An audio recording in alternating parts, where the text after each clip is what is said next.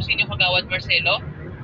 Magandang hapon din po, Attorney. Yes sir, si Atty. Jet Roque ko sa May Wanted sa radyo. Sir, dito po sir, yung inyong binugbog po na si Sir Romeo Mercado po, nireklamo po kayo. So ano po ba sir, yung masabi nyo dito sir, bakit nyo siya bigla binugbog kasama pong anak ninyo na pinag-consent? Oo nga. Yun nga sir, sinuntok kayo sir, kaya nagkasugat-sugat kayo. Ano po ba sir yung nangyari dito sir, bakit sinuntok sir? Actually po, nung naka-receive po ako, nung nakita ko na meron akong blatter na ginawa na mag-aama yan na dated October 24. Ako, nabasa ko po ang kanilang blatter na mag-aama against sa aming mag-ama.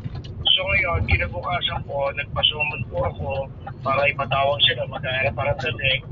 Nakaharap po sa mga lupon. Opo. So ngayon po, nagkaroon po kami ng hearing last Saturday and then in-interview po sila ng mga lupon regarding po sa parang kinonsolidate na lang po ito attorney. Kasi po, yung complaint po nila, hindi naman sila nag-complaint talaga rin sa barangay. Okay, so, ito sir, bago tayo pumunta muna dyan, ano po muna sa yung reason sir, bakit siya nga sinuntok ninyo to siya? Wala pong katotohanan na nanonood kami yan, attorney. Kasi meron po akong proof na nasa bahay po ako at meron po akong CCTV footage na yung kung sinasabi niya is malayo sa katotohanan. Okay. Ang Tay, saan po ba yung lugar ninyo? Kung saan po ba nangyari itong sinuntok kayo? Saan banda po, sir? Yung po, wait lang, sir. Wait lang po, Kagawad. Di ko confirm lang po dito sa kay Ma'am Melissa, kay Sir Romeo. Saan po ba kayo, sir, sinuntok? Sa mismo harap ng tindahan. Sa harap po ng tindahan ni Kagawad Dobing po. Sa harap po ng Kagawad. Okay. Mayroon pong CCTV dun po eh. Sige po. Ganito ma'am, since public place nangyari yan, so pwede yan idagdag yung alarm and scandal din na kaso no, sa mga revised penal code.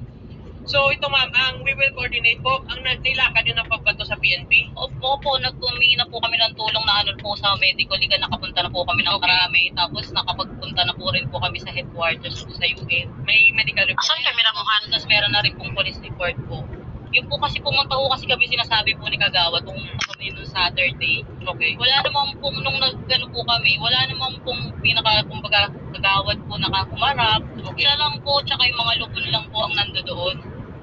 Soy Morgan del Grupo de Tiendas de Tiendas Sociedad.